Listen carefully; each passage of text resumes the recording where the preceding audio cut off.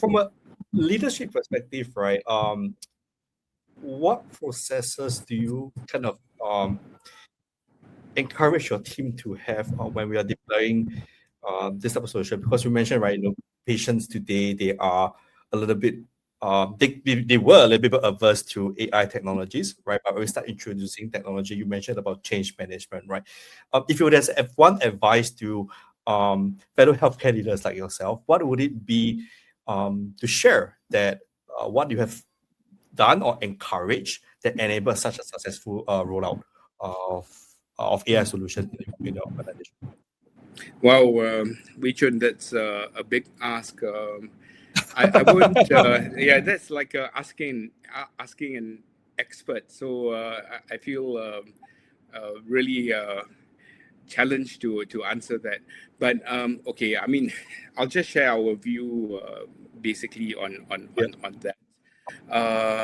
I think for AI and the current set of developments within the industry, really, I think AI is an evolution and not necessarily a disruption.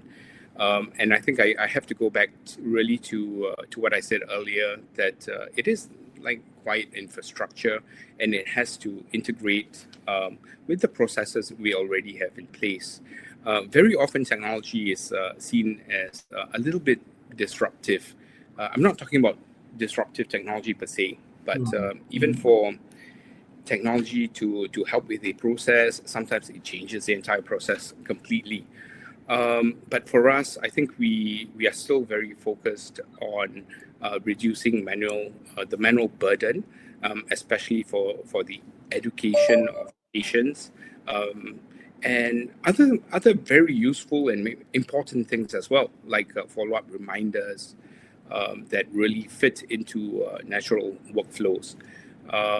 So I think the only advice I have really to other leaders is to keep an open mind, to focus on the problem that they need to solve or to do it better. And I think all managers and management people are very focused on the rate of productivity, about making sure that there's also a ROI or return on investment on whatever they introduce, and they're very focused also on the time it's going to take from implementation to fruition, or even the maturity of that technology adoption.